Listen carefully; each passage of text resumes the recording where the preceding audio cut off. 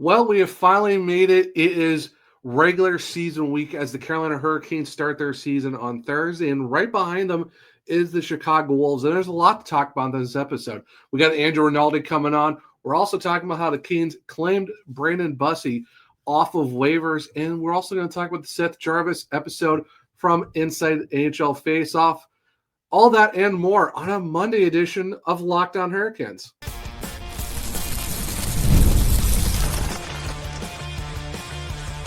You're Locked On Hurricanes, your daily podcast on the Carolina Hurricanes.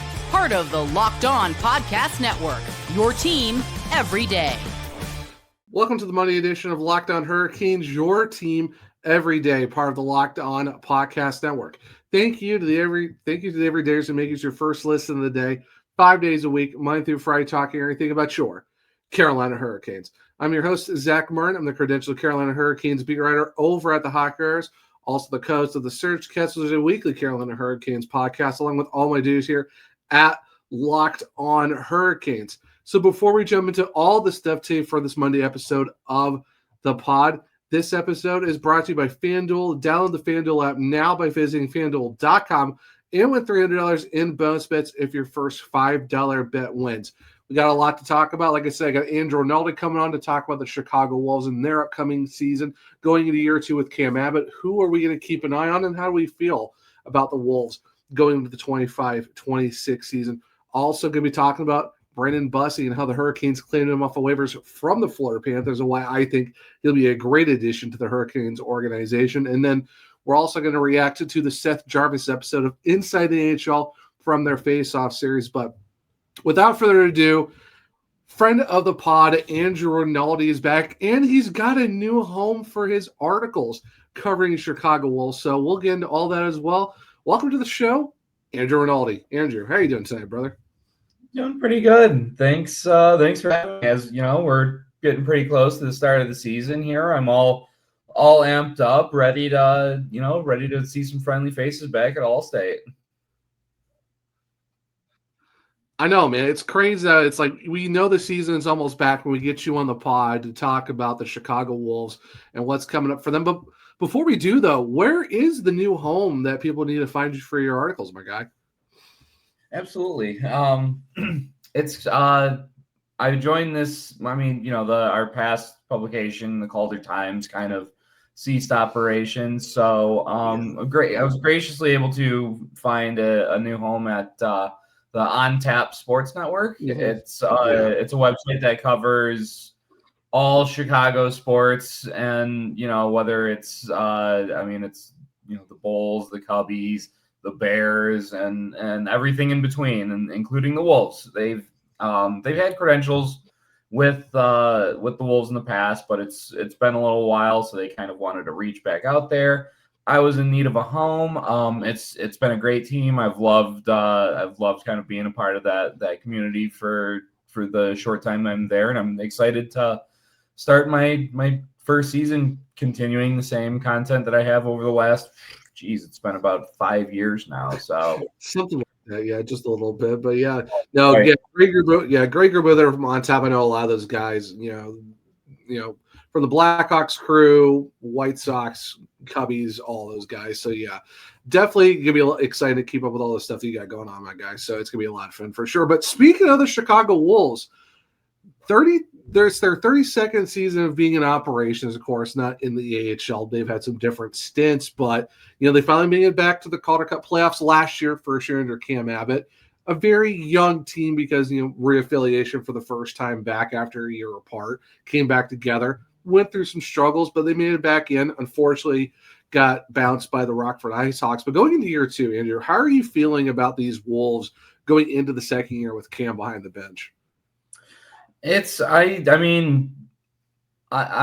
love that it's not entirely the same roster as the year before, but it's a lot of returning guys.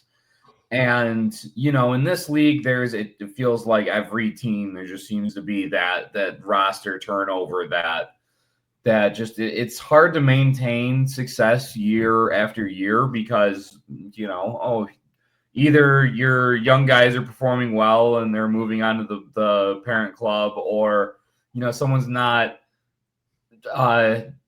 not the happiest with their situation, and they sign a contract over with, Cleveland or something else. And Yeah.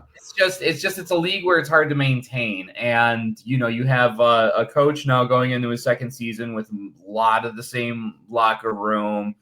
And I think they're going to kind of build on a lot of those successful pieces from year one. And I think that they're in line for a really successful season in the top half of the Central standings this year. Yeah, no, I completely agree. Because the fact that you got, Bradley Nadeau coming back after a 32-goal season last year. Ryan Suzuki was finally healthy for the first time since getting drafted. So you got him, coming back for another year. Skylar Brendan Moore. You look at the defense too. You see Dominic Finsori taking a step. You look at Alexei Himosami trying to go for the next step as well. Bendinka, what he can do in his a full season, because he only played 2 games with the Wolves last year, being with Malmo. But then you look at Charles Alexis Legault, had an absolute stellar preseason in training camp with the Hurricanes this year. So, when you look at this team, how are you kind of viewing some of the blue line of some of those guys over there? But then, of course, you look at the forwards and you look at Suzuki's back and Nadeau, and then you look at some of these other guys. Who's kind of your standouts on both sides of the ice? Yeah, it's hard not to begin with Bradley Nadeau. Of course. You're not supposed to score 30 goals as a teenager in this league, and he kind of made it look pretty easy to do it. So, you're going to continue to see him develop his obviously we know he can fire the puck like nothing else. But I think Chicago's going to want to see him grow into that 200-foot player that's going to serve to draw a road to him into Carolina, hopefully sooner rather than later. For your sake, for my sake, I'd like a few more games with him. But right, yeah, exactly. Defensively, you're going to be missing Scott Morrow there after the trade for K'Andre Miller, but yeah, you mentioned Dominic Bendinka. I think he's a guy who's been receiving a lot of hype heading into through training camps and all that. So if he can continue that good play, rolling it into Chicago, I think he can be a surprisingly good piece for this Wolves team. But I'm also with you on Charles Alexis Legault. I was big on him last year. He always found the little things to do that really surprised me, and I think now that the door is open a little bit, and Morrow's not going to be eating 30 minutes a game now from some of these guys, so it's going to open up opportunities for Dominic Finsori, and he's going to be leaned on as the number one guy on the blue line, and it's all that's kind of the nature of this league too. Is that when I'm talking about the turnover. Yeah, you don't have a guy like Morrow anymore, but now it's who's going to jump up and take advantage of those opportunities, because all these guys are chomping for a bit to get the chance to prove themselves to the coaching staff, to the eyes up in Carolina, So I've liked a lot of the dynamic of this defensive core and their ability to skate with the puck. And I think that there's a lot of mobility and transition for them to kind of get the puck away from danger and out into the attack. So I'm looking for them to continue on that, even without a guy like Morrow, who might have been the smoothest skater of them all. But, I think that's just going to provide an extra challenge for these guys to see, all right, who's going to step up and who's going to fill the roles that we need to fill in order to be a top team in this league. Yeah, it's definitely be interesting when you look at when you said, you don't have Morrow taking 30 minutes a night. You're looking at the power play, look at the PK, 5-on-5, defensive pairing situations, and who's pairing with who and stuff like that. So I know Anastas is going to have his workload for him as the defense coach for the Wolves. Great guy though. Actually, I ran into him in Carolina for the first preseason game. It was good meeting him in person. Great dude. Yeah, I had him on last year. Definitely need to get him and Cam and everyone else back on again. But yeah, great guy. I know he's going to do a lot of great work with those Wolves defensemen for sure, because he knows what he's doing. Without a doubt. But talk about the goaltender quick, Andrew. We saw, Spencer Martin last year in some instances. We also saw Dustin Tokarski in some instances. Also Ruslan Kasayev. not the greatest year for him, but he did have a really good training camp for the Hurricanes. It seems like he's kind of taking that next step, and plus he's still really young too. But now there's been a little bit of a turnover on that fact. You got Amir Miftakov coming over from the KHL. It wasn't the greatest preseason games and training camp, so there's questions of maybe does he start in Greensboro? You got Ruslan back down as well. But the Hurricanes have made some moves in the offseason. They traded and signed Kane Primo, who had over 20 wins for the Laval Rocket last year. I think he had less than 5 losses combined between regulation and overtime shootouts. So that says a lot for a guy to do that in the AHL. But they also recently, claimed Brandon Bussi off of waivers. Of course, I'll talk about a little more of a deep dive into that. But your overall thoughts, though, just like seeing the turnover to now we're looking at, okay, probably Kasayev, Primo, and Bussi. How are you feeling with this goaltending possible trio that the Wolves are going to kind of roll into the season with? Yeah, it's hard to make a claim. I can't sit here and be like, oh, I can't wait to see Primo down here, and then by the time this episode's released, he gets claimed on waivers or something like that. Hopefully, yeah, knock on wood. Hopefully, it's just it's a tough time of the year to be a third goalie in the organization, but at any rate, I was actually a pretty big fan of Hijev last year, and his numbers didn't bounce out at you, but there's not a lot of 19-year-old goaltenders that are going to come in and light this league on fire. Exactly. And, that's definitely a learning curve for sure. He got kind of thrown to the wolves a little bit. No pun really intended, but kind of. And it was just too easy. It was too like how can you not? It was a softball. And so now that he's had the experience built up, and I think he kind of had a little bit of maybe what kind of what Miftakov has had coming in. I know he's been in North America before, but after spending so many years back home overseas, it's been a little bit back here. It's a culture shift, and it messes with your mind. So I don't take in if he has 3 disappointing performances and gonna throw the goalie out with the bathwater. It's I think it's something that might have to take time to kind of realize who's going to be the guy. Ideally, Caden Primo, yes, would be the kind of guy that takes over as Spencer Martin's role last year. Yeah. But you have it's just again another thing about this league. If you're an organizational third goalie, there's an injury up top. Yoink! You're suddenly your workhorse, and that's been grabbed, and you have to make do with the guys that you have. Which is again another thing that I really admired about Hijev was that when Martin went up, he did admirably. I mean, for a 19-year-old, he wasn't getting blown out of the water every night, and showed flashes of what he's capable of. And it's just going to take time, development. You're not going to get better by just sitting and watching in the press box. You get better by being out on the ice and getting reps and reps and reps. So I think the goaltending will be fine given time. It might, like I said, maybe right out of the gate, it'll be maybe a little shaky. And again, we don't even know who the night one start. It might be Bussi, might be Primo, might be Miftakov. Who knows? Yeah. But I think it's just based on the amount of bodies they have to throw at this, it's something's gonna stick, right? Yeah. So I think they'll be all right. Yeah, I know, 100%. So before we let you go, Andrew, who is your, I would say, maybe 1 or 2 guys that maybe Hurricanes fans and Wolves fans should keep an eye on this year that maybe they're not getting talked about enough? Maybe not getting talked about enough. I've seen a lot of talk about him, but I'm going to do it anyway. Ivan Ryabkin. I think I was really impressed kind of with his play in preseason, and he's already got a grown man body already, and he is just 15 years old. I'm not expecting him, at least initially, to kind of blow the doors down offensively, but I think if he can provide just solid 2-way play, at least I'm thinking a 4th or 3rd line level, he's going to slowly earn his way into an opportunity. There's a position where I think the the staff in Chicago was expecting Tyson Jost to be up there in the top 6, and it's open. It's open for the taking. Yep. So he could be one of those guys if he's out there and he's just hitting with like a wrecking ball, like I've seen him do, and he's a presence out in front of the net.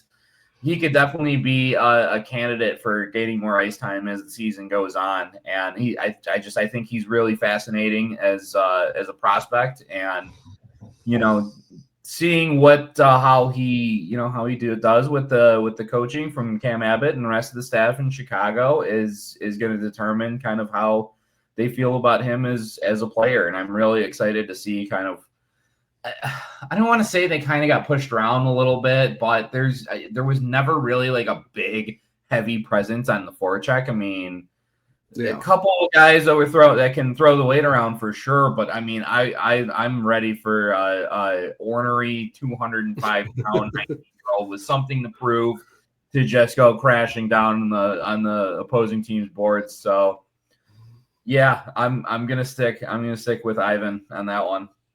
Yeah, no, 100%. It'll be interesting because I know it's either he's going to Chicago or there's a potential option too that I didn't even know about until Walt Ruff said it, that they could send him to Charlottetown in the QMJHL. So it'll be interesting to see what the decision is. I have a good feeling it might be Chicago, but who knows? Only time until I know they're early in camp and all that stuff. They also got a new practice facility, not too much longer until they start their season in Iowa, and then they're back at All-State. They're going to have Kickstart My Heart. The Pyros are going off.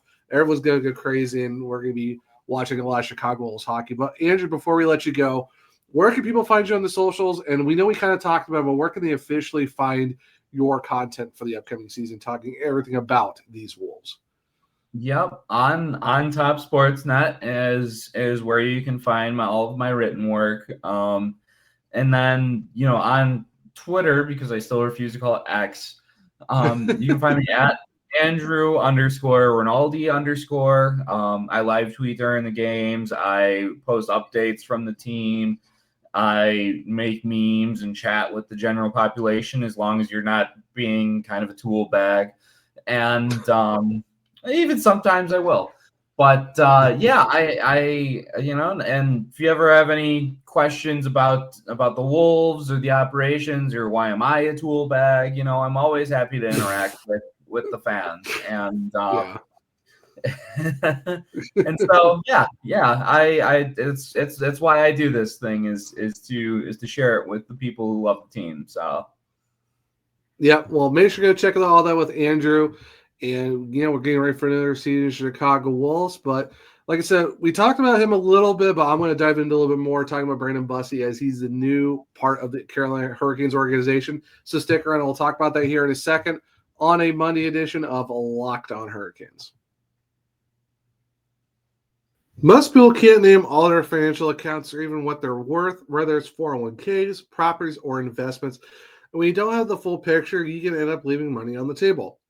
That's why there's Monarch Money. It's all-in-one financial tool that brings your entire financial life together in one clean, easy-to-use interface on your laptop or on your phone. Monarch is built for the people with busy lives. If you've put off organizing your finances, Monarch is for you. Monarch does the heavy lifting for you. You can link all your accounts in minutes, see clear data visuals, get smart categorization of your spending, and finally feel in control of your money without ever touching a spreadsheet. So don't let the financial opportunity slip through the cracks. Use code LOCKEDONHL at monarchmoney.com in your browser for half off your first year. That's 50% off your first year at monarchmoney.com with the code LOCKEDONNHL. Welcome back to segment 2 of Locked On Hurricanes, your team every day. So we kind of talked about them a little bit in segment 1 with Andrew. The Hurricanes on Sunday afternoon claimed Brandon Bussi off the waivers from the Florida Panthers. Now, the 27-year-old goaltender did sign a contract with Florida this year. It was a 1-year, $775,000 contract that was signed back on July 1st, the start of free agency. It is a 1-year, 2-way deal. So part of the NHL portion of his contract, $775,000, but his AHL salary is $400,000. Shout out to Puck P for having both sides of that contract. It is a 1-year deal, though, and he will be a UFA at the end of the season at 28 years old. So last year, he played in 33 games with the Providence Bruins. Didn't really see any time with the Boston Bruins, but he did have a 2.77 goals against average and 905 save percentage. He actually had 5 shutouts. It was 15, 14, and 4 in the regular season. Then in the playoffs, in 2 games for the Bruins, 242 goals against average and 918 save percentage, and was 1-1. So when you look at his numbers, and yeah, it's the record that kind of stands out a little bit. It's like, okay, he was almost 500. What happened here? But when you look at the goals against and save percentage, how many shutouts he had, and then look at his playoff numbers, 242, 918 save percentage in 2 games. As someone who I covered the Providence Bruins a little bit last year for the Calder Times before it ceased operations, when you looked at the Providence Bruins, it was a team that was very up and down. They would have good runs, then would get cold, and they would have like this back and forth of like they'd win a couple, lose a couple, win a couple, lose a couple. So you kind of get this. You kind of got the feelings a lot of ups and downs for the P Bruins last year. So I think when you look at Brandon Bussi's numbers, it's kind of okay. It's not. He's got good numbers. Like if you had a more competent team in front of him, I think that record would look a lot better. It would almost look like the record that he had the season prior in 23-24 with the Providence Bruins, where in 41 games he had a 267 goals against, but a 913 save percentage. 1 shutout, however, but he was 23-10-5. Then in the playoffs, 4 games, a 2.14 goals against, a 922 save percentage, and he did have a shutout in that playoff. The thing is, though, that shutout was the only one as he went 1-3 in the playoffs. So when you look at his overall, like he's a save percentage over 907 or better. His goals against is 277 or fewer, 6 shutouts, and he won a total of 38 games in 2 seasons for the Providence Bruins. And we look at his playoff numbers, sub 2.5 goals against in 6 games, and a save percentage over 918 or better with a shutout. So this is a guy who's actually pretty good.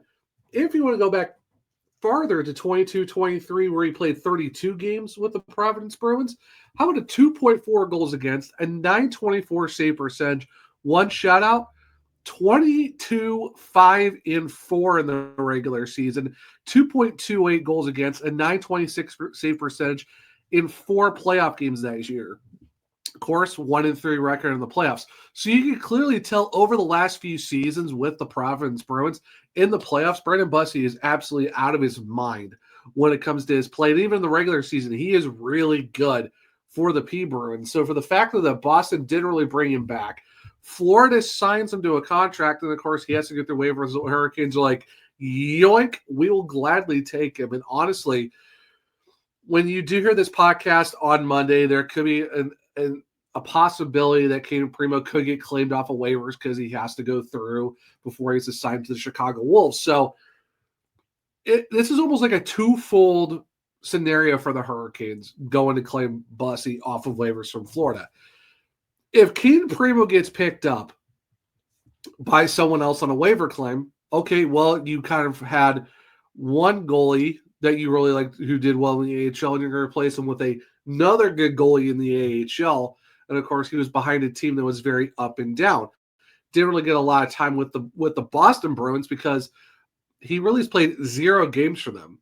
Every game he's played in has been with the Providence Bruins, but when he's in the AHL, he's got some really good numbers. Even if you go back to his Western Michigan days, his final season, a 912 save percentage, a 255 goals against in the 39 games record. How about 26-12-1?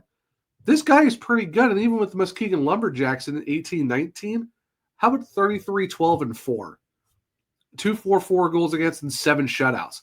Everywhere Bussi has been, going from the Muskegon Lumberjacks of his one season in the USHL, goes and plays at Western Michigan for 3 years, absolutely does pretty well, all things considered, in NCAA hockey. Goes to the Providence Bruins, does his thing there. Even had a good record for 4 games with the Maine Mariners in the ECHL. Now he has the opportunity where he could have went to Florida. put him on waivers. He's picked up at Carolina. Now he's going possibly to Chicago Wolves, where either he is tandeming with Primo or he's going to be the guy in Chicago. So however it plays out with the waiver claims when it comes to Kane Primo, I think the Hurricanes picking up Bussi is a big step. Either you're going to have two really good 1A, 1B goalies along with Ruslan Kazayev, then you have a great trio of goalies. If not, then at least you still have your backup in Bussi in case Primo gets picked up. So either way, the Hurricanes put themselves in a great spot. Like I said, I covered him a little bit last year for the Caller Times. I really liked his game. He's been good the last few seasons overall with the Providence Bruins, and I think if there's a third goalie to get who never has really got an opportunity outside of the AHL, and in case something does happen to Anderson or Kochetkov, Bussi wouldn't be a bad option to have, barring that Primo does get waiver claimed. If he doesn't, well then, if you're Cam Abbott, you're laughing to the bank because now you got two really good goalies, your 1A, 1B, and then you're like your third, possibly 1C goalie and Kasayev as well. So if you're the Wolves, you're in a pretty good spot if you're going to have three good goalies or at least two in some instance. So it'll be very interesting to see how all of that plays out. But overall, not a bad pickup for the Carolina Hurricanes to get Bussi. It adds more goalie depth to the Hurricanes, and it gives the Wolves an opportunity to maybe have one, two really good goalies or possibly three goalies if everyone goes through waivers without getting claimed. So it'll be very interesting to see how that plays out. Now, the new season of Faceoff Inside the AHL came out. Of course, there was an episode about Seth Jarvis. Really good episode. I really enjoyed it. So we're going to talk about it. So stick around as we're going to give my reactions to the episode here in a second on a Monday edition of Locked On Hurricanes. The NFL season is here, and FanDuel has an offer you don't want to miss. Right now, new customers can bet just $5 and get $300 in bonus bets if you win. That's right. Pick a bet, put down $5, and if it hits, you'll unlock $300 in bonus bets to use across the app.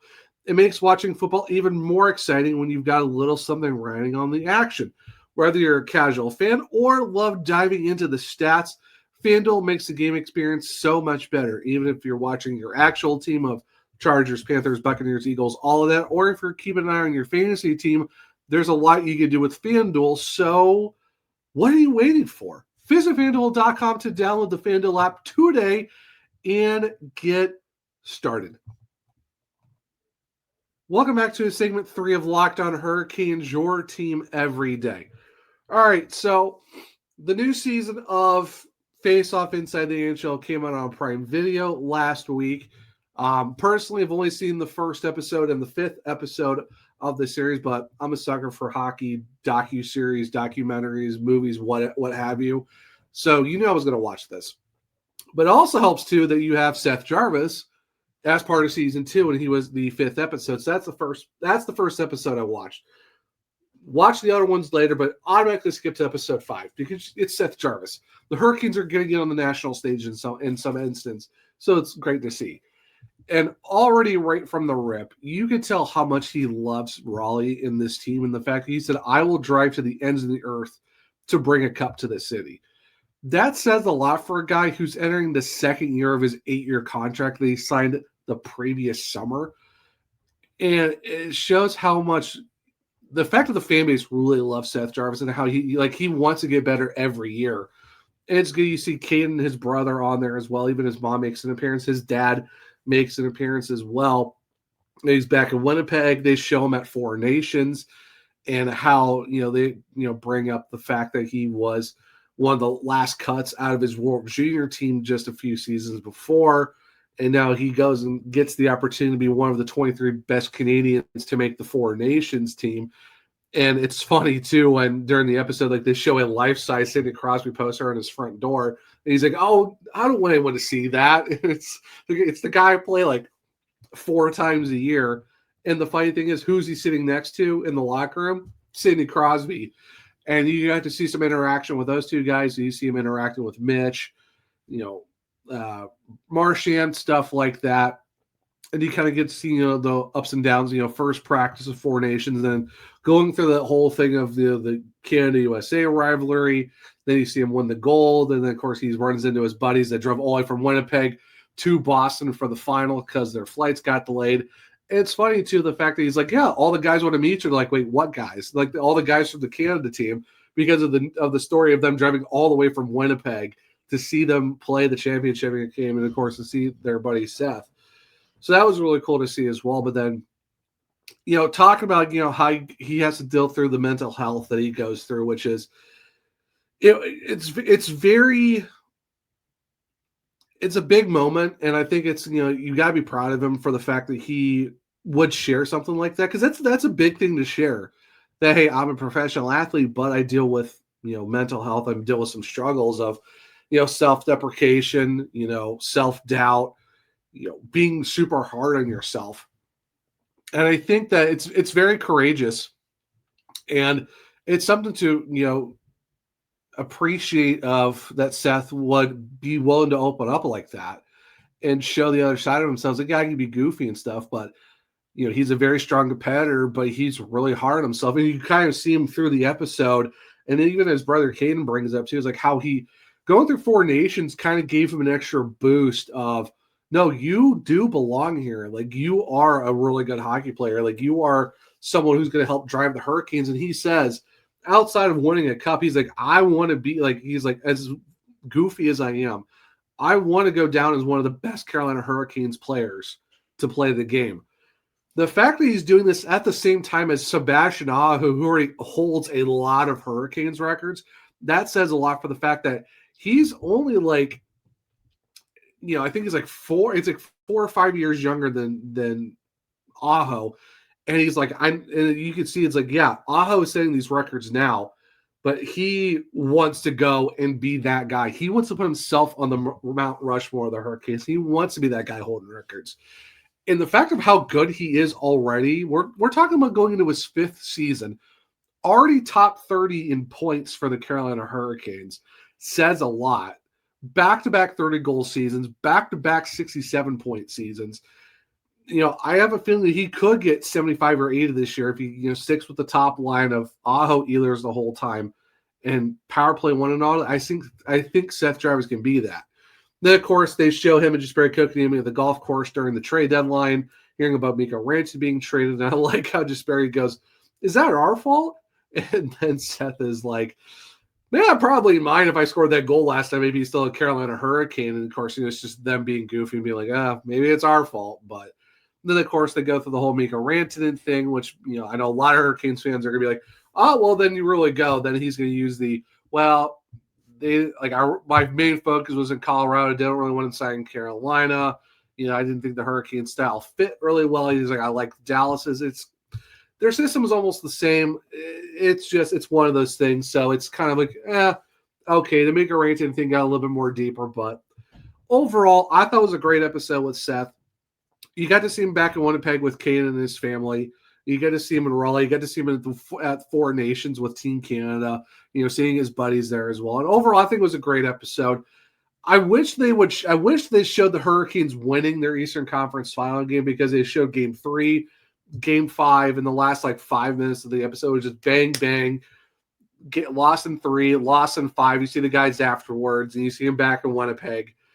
And all that, a month later. I wish they showed a little bit more of the Hurricanes wins, but overall, I think the fact that you got to see, the fact that this is trying to be good enough, and I think Seth is a really good hockey player. I think too, it's just, mental health it's a struggle for everyone, and in different aspects. So the fact that you kind of saw him try to, through that episode, build his confidence of being like, he's super hard on himself, but he has to be like, well, I gotta give myself grace, because it's one of those things where it's you gotta give grace unto yourself and not beat yourself up so much. And know that you're here for a reason. You got a contract for a reason. That's why you're viewed really highly with the Hurricanes. So, and you're viewed as one of the guys that helped take this team to the next level. So it's gonna be very exciting to see how this season goes for Seth Jarvis. I'm glad that he got the attention that deserves, because he's a really huge personality that the NHL should lean on. And it's good that the Hurricanes finally got some recognition outside of Raleigh for what this team is about. Of course, you saw the locker room with Rod and everyone else, and you saw some people talk about the team, and you got to hear from Kane and his brother and stuff like that too. And it was a great episode. If you haven't seen it, I highly recommend it on Prime Video. Season 2, Faceoff Inside the NHL. Season 1 was great too, but it was awesome to see, Seth and the Hurricanes in season 2 at least. And it's, like I said, I'm a sucker for good hockey docuseries and documentaries and stuff. So this one is a definite watch. If there is an instance to skip episodes, this is the season to do it. Go to episode 5 first with Seth, then start from episode 1 and go through the rest. But yeah, usually I start at 1, but this is a perfect instance of skipping 5 and then finishing the rest. But overall, great episode. I can't wait to see what's next. But there's a lot to be excited about, though, however, for this season, as we're only a couple days away from the home opener and the start of the 25-26 season for the Hurricanes, and we're not too far away from the Chicago Wolves as well, as they are on the quest to make a second consecutive Calder Cup playoffs under Cam Abbott. But guys, this will be the Monday episode of Locked On Hurricanes. Thanks for making your first listen. For your second listen, check out the Locked On NHL game night. Every game, every night until the Stanley Cup champion is crowned. Get local analysis on a national scale. Find NHL game night on Locked On NHL on YouTube, wherever you listen to your podcast. If you want to keep up with me, I'm at One True Zach on X. The podcast is LO_Hurricanes. I'm also on Blue Sky, the Zachary Martin, where if you click the link trees in my bios, you can find all of my recent articles at thehockeyrunners.com. I have putting out a lot of stuff recently, so make sure to keep an eye on that. If you want to check out other podcasts, it's the Searchcast on all podcast platforms and on YouTube. For Locked On Hurricanes, we're on Spotify, Google, Apple, iHeartRadio, wherever you listen to your podcast. Make sure to leave a 5-star rating and review, so I might just read it on the show. For YouTube, Locked On Hurricanes, subscribe, hit the bell notifications so you don't miss the show, hit the thumbs up to let me know if you like the show as well, share with other Caniacs or Wolves fans, and make sure that they become everydayers just like you. But I hope everyone enjoyed this episode of Locked On Hurricanes. Enjoy your Monday, and until next time, as always, let's go Canes, and let's go Wolves.